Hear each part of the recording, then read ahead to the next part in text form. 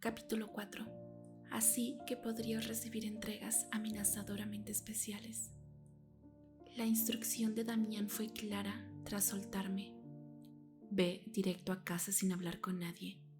No respondas preguntas. No te desvíes. Y no intentes nada extraño. Eso fue lo que hice. Llegué y me encerré en mi habitación. Agitada, sudorosa y con la cabeza dando vueltas, corrí hacia el baño y vomité en el retrete. Después, cuando pude levantarme, me metí en la ducha. Me recargué en la pared y con lentitud me deslicé hacia abajo hasta abrazarme las piernas. Dejé que el agua fría cayera sobre mí e hiciera desaparecer los restos de tierra en mi cuerpo. En mi cabeza estaba Nicolás enterrando con fuerza su cuchillo en el ojo de alguien. En otra fracción de mi mente se repetía la voz de Damián que decía: un asesino, lo que soy. Irónico que después de ansiar entender qué sucedía a su alrededor, estuviera tan asustada. Es decir, sí, miles de noches me había imaginado descubriendo algún secreto como en las películas. El Damián de mis historias mentales había dicho: soy un vampiro, o en realidad he estado muerto desde hace años y soy un fantasma, o pertenezco a un mundo de magos y soy el elegido, o soy un zombie con conciencia. Cosas fantasiosas y medio oscuras, pero muy románticas que nos hacían unirnos para siempre porque al final yo lo aceptaba con asombro y con tranquilidad al mismo tiempo.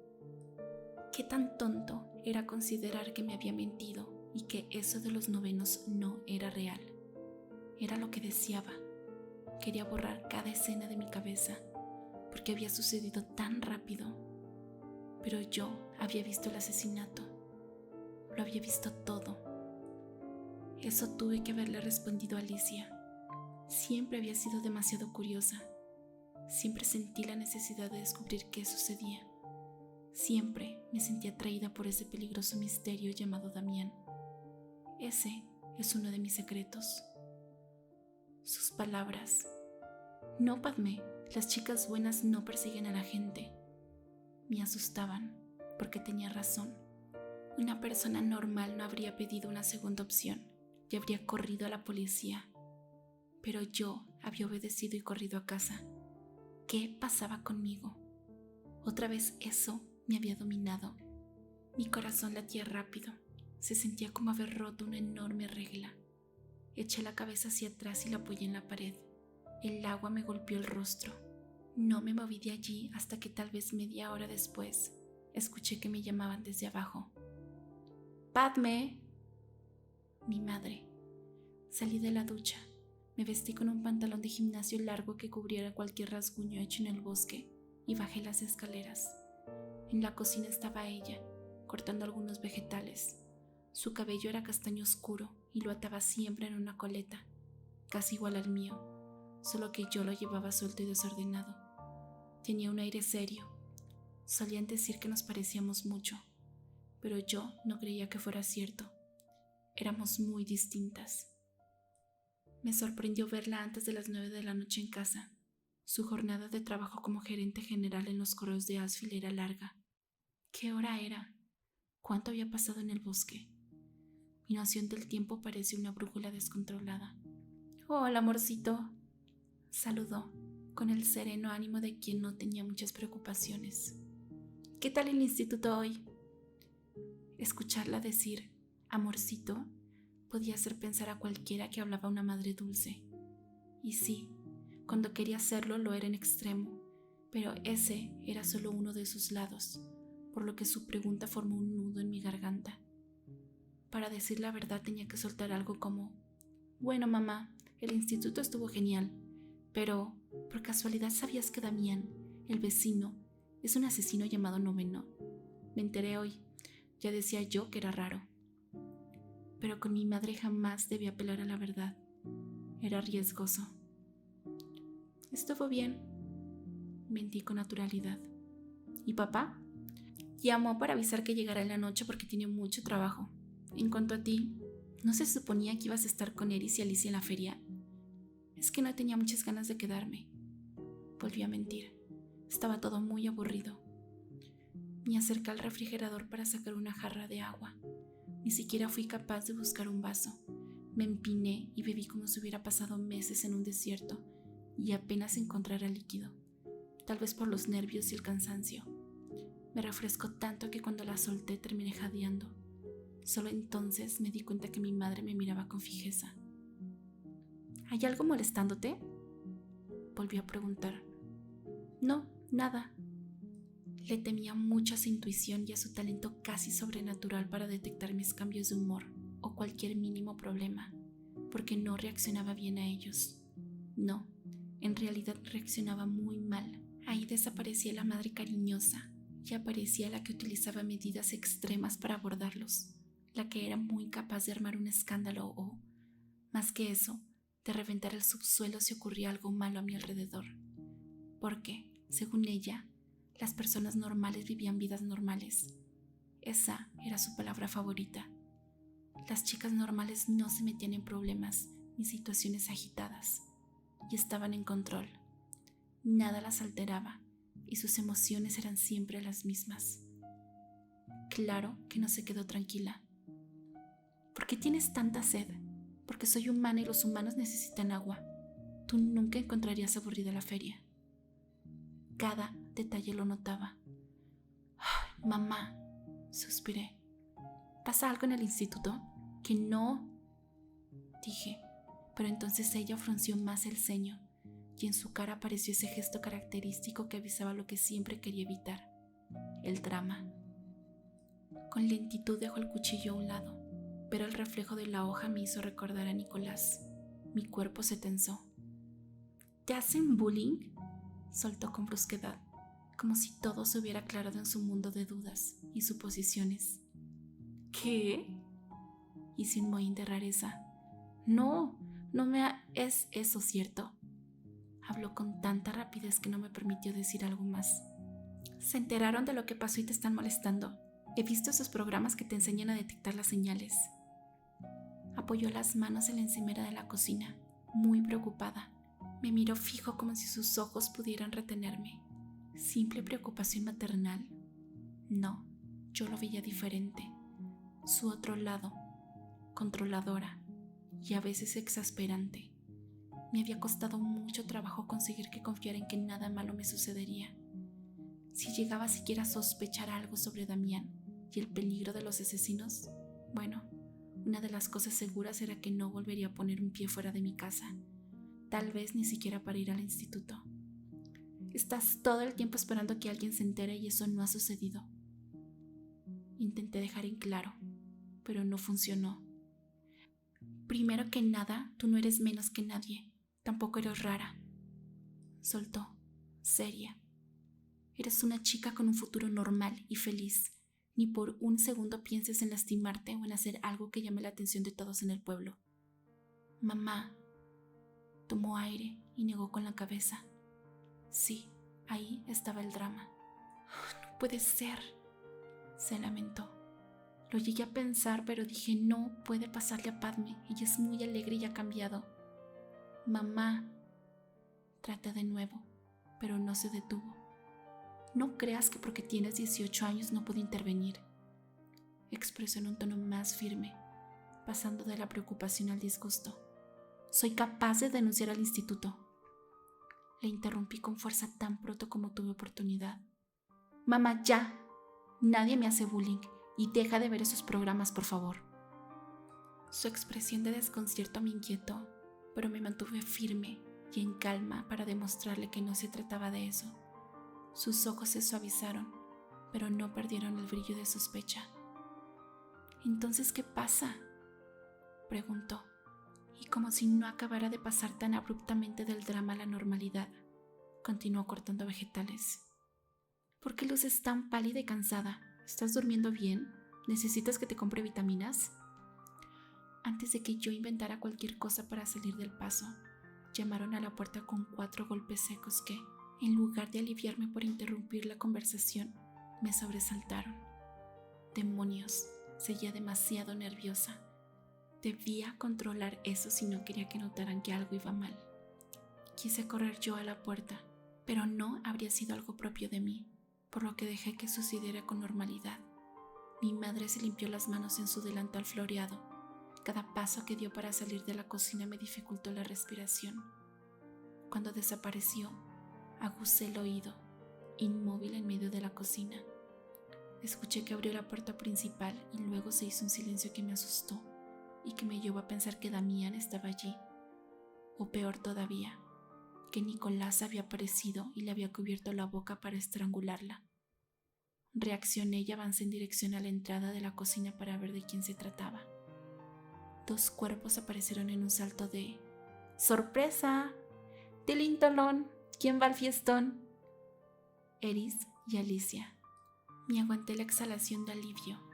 Detrás de ellas entró mi madre entre risas cómplices. Me acordé de que era algo común de Alicia entrar en silencio a propósito en un intento de sorprenderme. Nunca lo habían logrado del todo hasta ese momento. Te llamamos unas 10 veces a tu celular y no atendías, añadió Alicia. ¿Qué sucedió? Dijiste que volverías rápido, pero pasaron 2 horas. Te perdiste los fuegos artificiales. Mi celular, sin cobertura. No había enviado el mensaje a Eris, porque ella parecía no saber nada. Me quedé sin batería, lo siento. Mentí. ¿O sea que no has visto las fotos con opciones de ropa que te envié? Alicia puso cara de indignación. Sí, pasamos 1 minuto por su casa y no sé cómo en segundos se probó todo de nuevo y se tomó fotos. Eris giró los ojos. Como sea, decidimos traer las cosas y arreglarnos aquí. Dio un golpecito al enorme bolso que colgaba de su hombro. No entendí a qué se refería. Alicia, por su parte, asintió con rapidez. A ella no le preocupaban muchas cosas, y lo máximo que le inquietaba era no ir a ver una película en su día de estreno. Pero como Eris era más neutra, a veces muy obstinada, y sin duda alguna más detallista y centrada, me aclaró con extrañeza. Arreglarnos para la fiesta de Christian, de la cual se ha estado hablando todo el mes y hasta esta tarde en la cafetería porque es esta noche. Lo recordé. Christian era uno de los chicos más populares y pertenecía al equipo de natación del instituto. Según todo el mundo, la fiesta sería épica porque irían universitarios, un DJ muy popular de Instagram y porque habría todo tipo de bebidas alcohólicas. Llevábamos meses comentándolo y se me había olvidado por completo con todo el asunto de Damián. Miré de reojo para asegurarme de que mi madre no estuviera pendiente de la conversación. Se había concentrado en mover la pasta que hervía, pero sabía que tenía un oído casi sobrenatural, así que les hice un gesto con la cabeza a las chicas para que nos moviéramos hacia la sala. La fiesta, sí, sobre eso, les dije a ambas apenas estuvimos solas. No iré. El rostro de Alicia manifestó un horror casi exagerado, como si acabara de escuchar la noticia más impactante y sin sentido del momento. ¿Qué? ¿Por qué? Porque es por lo que dijo Eris hace un par de días de que Christian habrá una estúpida apuesta para llevar a alguien a la cama y grabar un video. Me interrumpió y puse los ojos en blanco. Vamos, si fuera por ella, el mundo sería un Vaticano. ¿Siquiera sabes en dónde queda el Vaticano? Eris enarcó una ceja. Alicia frunció los labios con disgusto y le dedicó a Eris una mirada asesina. Luego volvió a mí, esperando una explicación. Sí, Eris había escuchado por ahí las intenciones de Christian, y eso ni siquiera me había sorprendido. A la gente de nuestro instituto no se le ocurrían cosas más interesantes para matar el tiempo. Eran crueles, desinteresados e idiotas la mayoría del tiempo. Solo que esa apuesta ya parecía una micro tontería comparada con la verdadera razón de mi miedo. No es por lo de la apuesta, es que estoy algo cansada. Volví a mentir, pero eso solo acentuó la aflicción de Alicia. Padme, es nuestro último año en el instituto. Quedamos en que aprovecharíamos cada evento y cada fiesta. Me recordó con gravedad. Alternó la vista entre Eris y yo como si nos rogara con cada palabra. Prometimos disfrutarlo, no te puedes quedar en casa. Ninguna se puede quedar en casa. Lo sé, suspiré. No encontraba las palabras adecuadas para una buena excusa. Pero esta no será la única fiesta y... Cerré la boca apenas vi que Alicia se puso una mano en el pecho y ahogó un grito. Cualquiera que no escuchara nuestra conversación habría creído que yo le había dicho algo muy ofensivo. ¿Que no será la única?, repitió en extremo sorprendida. Pero es la primera, y la primera siempre es importante. Si no estamos ahí, no nos tomarán en cuenta para nada más. Y recuerdo que eso fue algo que tú misma dijiste. Demonios, sí lo había dicho yo, pero es que en ningún momento esperé que mi vida, limitada a pasarla genial en el instituto y a comprarme ropa para hacerme fotos en Instagram como una chica normal, diera ese giro tan brusco. Tan solo unas horas atrás, ir a una fiesta me parecía lo más importante para demostrar que tenía vida social. Ahora eso se veía como una reverenda tontería. Bueno, tengo una idea para resolverlo porque nunca vamos a solas a una fiesta. Y si alguna no va, entonces ninguna lo hará. Intervino Eris al rescate como la adulta responsable del grupo. Podemos ir un par de horas para que nos vean allí y luego volver. No tenemos que quedarnos hasta que amanezca, solo pasar un rato. Todo el rostro de Alicia se iluminó ante esa idea. ¡Sí!, estuvo de acuerdo. Saludamos, nos tomamos un par de tragos y listo. Anda, Padme, por favor, no te conviertas en una segunda Eris. Eris giró los ojos y negó con la cabeza junto a un resoplido. Mientras, Alicia me presionó con una sonrisa amplia y los ojos bien abiertos en plan, por favor, por favor, por favor. Las observé a ambas. Por un mínimo instante quise soltarlo todo, explicarles por qué no quería salir. Pero Damián había sido muy específico sobre que debía quedarme callada y quedarme en casa. Sus advertencias se habían sonado peligrosas. Si por poco me había dado una oportunidad a mí, no se las daría a ellas. Así que, aunque fueran mis mejores amigas, esta era otra cosa que no podía contarles. Pero la idea de estar afuera me asustaba. Se me ocurrió recurrir a otra excusa más elaborada, solo que de pronto me di cuenta de que Eris había pasado a mirarme con una fijeza suspicaz. Como era la más observadora de las tres, supe lo que debía estar pensando. Si estuvimos entusiasmadas por esa ridícula fiesta, ¿por qué ahora no quería ir? Lo que menos me convenía era despertar sospechas en ellas y en mi madre, especialmente en mi madre. Si ella se convencía de que algo pasaba, podía ser peor. No, podía ser incluso más horrible. Tal vez no alterar mi vida ante los ojos del resto era una buena idea. No seré una segunda Eris, tranquila. Hice un esfuerzo por bromear. Iremos. El saltito de Alicia y su felicidad fueron chistosas. Decidimos no perder más tiempo y empezar a arreglarnos porque ella tardaba demasiado en escoger ropa. Íbamos subiendo las escaleras hacia mi habitación cuando tocaron la puerta. Alicia y Eris se detuvieron, pero les indiqué que siguieran mientras yo me encargaba de ver de quién se trataba. Alicia jaló a Eris, hablándole sobre una forma muy fácil de hacer ondas de agua en el cabello, y se perdieron por el pasillo. Ya sola, un escalofrío me recorrió la espalda. Bajé los escalones y avancé hacia la puerta. Luego dudé frente a ella. Miles de posibilidades espantosas se reprodujeron en mi mente. Sin embargo, puse la mano sobre la perilla y abrí. No había nadie, pero en el suelo, sobre el tapete de la entrada, estaba la mochila que había perdido en el bosque.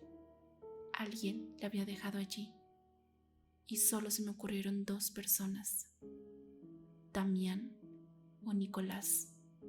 ¿Y cuál era peor? Apenas atravesamos la puerta de la asombrosa casa de 4 pisos de la adinerada familia de Christian, creí que se me reventaría la cabeza. La música que salía de los enormes amplificadores ubicados en el patio trasero retumbaba en mis oídos, y no había alumno del instituto que no estuviera allí. Eran como una marea de adolescentes alcoholizados que se movían de un lado a otro. Estaban en las escaleras, en los pasillos, en las salas, y no dudé de que en el techo. Como en todo jaleo épico, también había mesas repletas de botellas de cerveza y licor, vasos rojos, silbidos, risas, voces entremezcladas, movimientos de baile, lanzamiento de cosas de un extremo a otro, caos, locura, besos, manoseos, juegos y diversión desmedida. Alicia activó su modo social y se nos adelantó para empezar a saludar con la mano agitada. «Hola, Jackson. Hola, Dani». Lo único que se vio de ella antes de perderse entre el mar de gente fue su cabellera rubia cayendo como una cortina brillante y lacia. Eris y yo intercambiamos miradas de ya no la veremos más en toda la noche y avanzamos en busca de algún espacio para pasar el rato.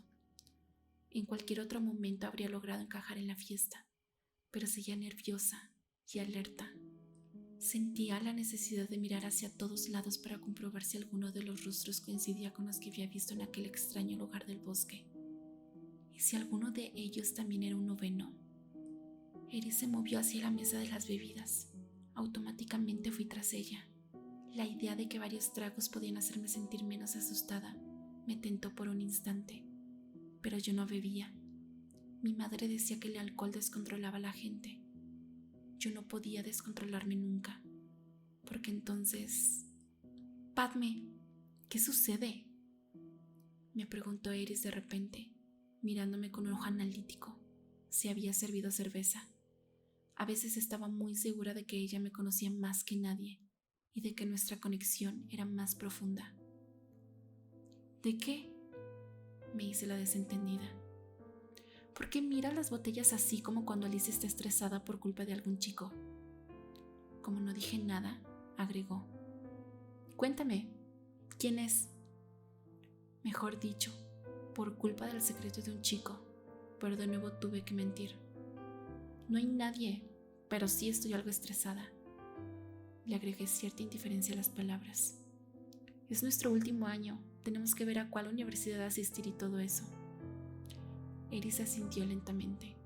Una sonrisa suspicaz apareció en su cara. Ella era intuitiva, no podía negarlo. Y eso es lo que le dirías a tu madre. Ahora dime la verdad. No hay verdad. Aunque asintió de nuevo aceptando mi respuesta, supe que de todos modos no se lo había creído. ¿En serio?, preguntó, tranquila pero extrañada. Entonces, ¿por qué mientras estábamos arreglándonos recibí un mensaje tuyo diciendo que estarías en el bosque? Claro, sí le había llegado. Había olvidado que cuando la cobertura volvía al móvil, los mensajes podían enviarse solos. Iba a soltar alguna excusa, pero, de repente, un grito rasgado y cargado de horror se alzó por encima de las voces y la música. ¡Ayúdenme! ¡Por favor! Beatriz había entrado a la casa y se había detenido en medio de la sala de estar. No solo eso, en una de sus manos sostenía una garrafa de gasolina. Su grito había hecho que todos se detuvieran a verla y que de inmediato el volumen de la música bajara. Primero pensé que aparecerse así era una de sus rarezas habituales, pero al instante me di cuenta de que no era un juego. Se veía aterrorizada y su postura de piernas separadas y su brazo izquierdo medio extendido hacia el frente daba la impresión de que intentaba protegerse de algo. Unas gruesas lágrimas le corrían por las mejillas. Los ojos saltones estaban hinchados de pánico. En verdad, había algo en ella que asustaba. ¡Ayúdenme!, repitió con la voz desesperada, cargada de miedo. Tengo que salir de aquí, tengo que irme lejos. Ayúdenme, por favor. Esperé que en esta ocasión nadie fuera tan cruel, que a alguien se le despertara un mínimo de empatía y diera un paso hacia ella para aclarar la situación, o solo que le ofrecieran la ayuda que estaba pidiendo a pesar de que no entendíamos los motivos. Pero a su alrededor todos se habían quedado inmóviles y miraban a Beatriz con ojos críticos, repelentes y despectivos. Ella avanzó unos pasos torpes y nerviosos, y un grupito retrocedió como si fuera una leprosa intentando acercárseles. «Tengo que irme, tienen que sacarme de aquí», siguió, casi como una súplica. Las notas desequilibradas en su voz no la ayudaban, todo lo contrario, le daban un aire maniático. «Un auto, necesito un auto, alguien debe acompañarme, no puedo ir sola». Se acercó a varios, pero todos retrocedieron o negaron con la cabeza. Me dio tanta pena presenciar cómo la trataban, aun cuando sí existía la posibilidad de que estuviera en peligro, que consideré pedirle a Eris que interviniéramos. De hecho, casi lo hice de no ser por lo siguiente que soltó. «Ellos me vieron lo que intentaba hacer». Ellos. Me acababa de quedar helada porque lo único que me pasó por la mente fueron Damián y los novenos. De repente, muchas cosas se conectaron. No podía ser una simple casualidad que unas horas después de haber descubierto la verdad, alguien apareciera así, como si acabara de ver la muerte con sus propios ojos.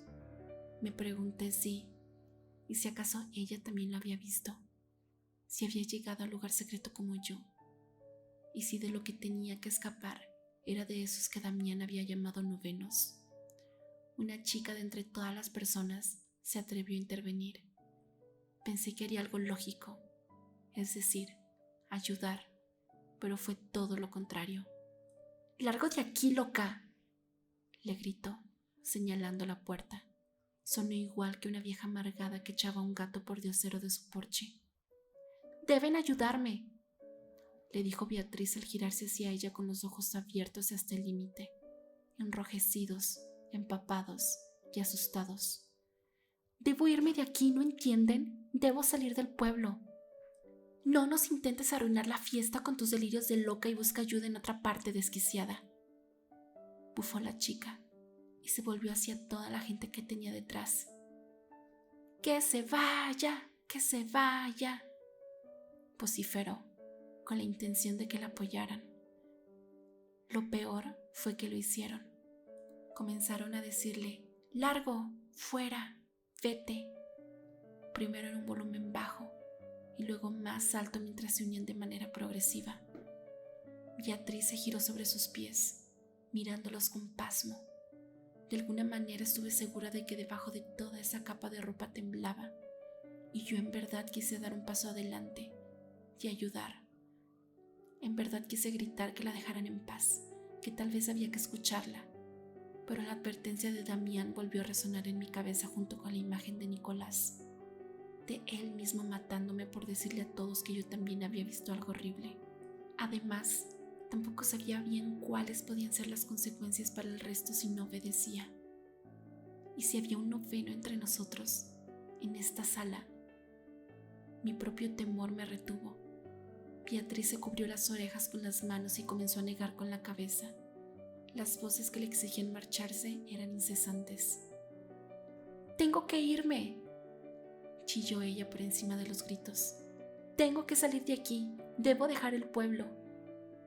Repitiendo eso, corrió hacia la puerta y desapareció. Lo que quedó en su lugar fue un silencio desconcertante. La gente se miró, perdida. Pero luego eso no afectó más. Cuando los gritos de Beatriz dejaron de oírse, la música volvió a sonar y el ambiente se llenó de voces, risas, movimientos y tonterías. «¿Qué demonios acaba de pasar?», soltó Eris a mi lado. Ni yo estaba segura, pero otra vez un escalofrío me hizo pensar en los novenos. Miré hacia la puerta. Había quedado abierta. Mis manos estaban sudando ya. Que la gente regresara a su comportamiento normal me perturbó mucho más. No podía quedarme ahí.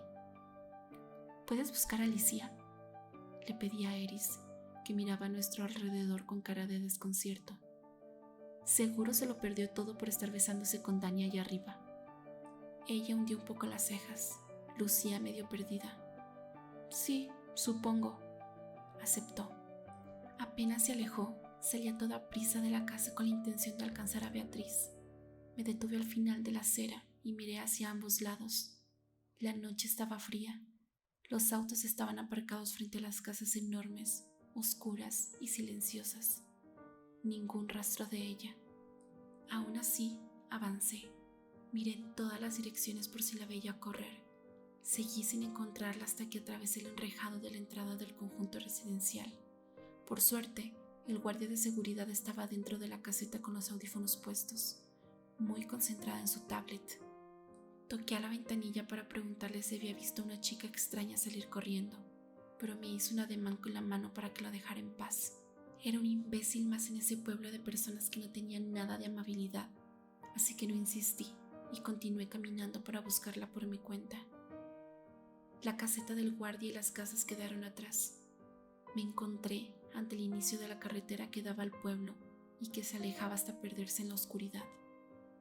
A mi alrededor se alzaban los árboles que pertenecían a la densidad del enorme bosque sobre el que se había construido Asheville, y no había nadie, tan solo negrura, soledad, el sonido de los grillos y la amenazadora idea de lo que podía estar escondido entre los arbustos. Me detuve e hice un repaso panorámico, y entonces vi una mancha roja y oscura en el suelo, como si lo hubieran arrojado desde una altura muy elevada. Sangre fresca. A un lado, la espesura de los arbustos estaba sospechosamente dividida y aplastada. Conecté todo con una rapidez escalofriante y antes de dar otro paso, dudé. Andar sola era entregarme en bandeja de plata a una muerte segura. Mi sentido lógico me exigió volver a la fiesta e ignorar el tema como habían hecho los demás. Pero Beatriz necesitaba ayuda, la ayuda que nadie me había dado. Que estaba asustada, sí. Que tenía miedo de los novenos, sí. Pero seguí el camino con la vista fija en el suelo por si encontraba más sangre. Intenté pisar suave para que mis pasos fueran silenciosos y aparté arbustos con cautela. Durante un pequeñísimo trayecto no vi más que tierra, hojas, ramitas y piedras. Mis latidos se aceleraron a pesar de que no había nada extraño, y la sensación aprensiva que había encendido Beatriz al entrar con desespero a la fiesta pronto comenzó a convertirse en un pálpito de preocupación, como si ya supiera lo que encontraría, como si fuera un fin inevitable. En cierto momento escuché que algo se arrastraba y me agaché entre los arbustos para ocultarme. Luego me moví en cuclillas en dirección al sonido. Lo que alcancé a ver me cortó la respiración. Fue como si me desconectaran la cabeza del resto del cuerpo, porque lo único que sentí capaz de usar fueron mis ojos, abiertos de par en par, horrorizados. Incluso tuve que presionarme la boca con fuerza para no hacer ruido. Había un hombre agachado y frente a él estaba tendido un cuerpo. Por un instante pensé que era Damián, pero no. De ese desconocido se veía la espalda cubierta por una chaqueta oscura y el cabello rapado al estilo militar, teñido de un color extraño, quizás azul o púrpura. Por otra parte, del cuerpo tirado en el suelo se veía la cabeza, el cuello, los brazos extendidos y las piernas desde las rodillas hasta los pies. Era Beatriz. Una exhalación de horror amenazó con salir de mi boca, así que me coloqué la otra mano sobre la que ya me cubría y traté de ser invisible. El tipo se irguió, se vio muy alto y amenazador desde mi escondite. Sacó algo de su bolsillo y solo cuando se encendió entendí que era un celular. La iluminación me dejó ver que sus manos estaban enguantadas por un cuero negro, brillante y sucio de sangre. Los dedos quizás mancharon la pantalla, pero escribió algo y unos segundos después lo guardó de nuevo. Después miró el cuerpo de Beatriz por unos segundos hasta que por fin se perdió entre la oscuridad del bosque. Permanecí agachada durante lo que me pareció una eternidad, con las manos apretando mi boca con tanta fuerza que ya ni siquiera sentía los labios. Me costaba parpadear. El cuerpo, ahí enfrente. Tuve la estúpida esperanza de que quizás no estaba muerta, de que era lo suficientemente inteligente y lo estaba fingiendo para salvarse. Respira, Beatriz, haz algún movimiento. Mueve un dedo, levántate, corre, haz algo. Pensé, pero no sucedió. Esperé hasta que el silencio fue tan denso que me permitió moverme. Solo entonces tuve el valor de salir de entre los arbustos. Me acerqué a ella. Sí, era la misma que había entrado a la fiesta, la misma que nos había perseguido por años, la que había copiado el estilo de Alicia y había sido objeto de burlas. Incluso su cuerpo había quedado en un estado extraño, el cabello esparcido alrededor de su cabeza como un halo de paja, la cara hinchada por las lágrimas, los labios entreabiertos como si hubiera muerto gritando que tenía que irse, y los ojos abiertos. Ya no tenían brillo. pero el horror todavía se reflejaba en ellos. Su rigidez era tal que parecía una espeluznante muñeca que alguien había tirado allí para que quedara en el olvido. Ni rastro de la garrafa de gasolina que había llevado consigo. De pronto entendí que sí quedaría en el olvido, ahí, con todos esos arbustos y árboles rodeándola. ¿Quién la encontraría? Las personas normales de Asheville no exploraban los bosques ni se metían por los alrededores de la carretera. Nadie sabría que ella estaba muerta en ese sitio. Y me pareció tan injusto que se me ocurrió una idea. Con rapidez me quité la camisa de botones que llevaba puesta. Solía usarla sin abotonar con una franela debajo.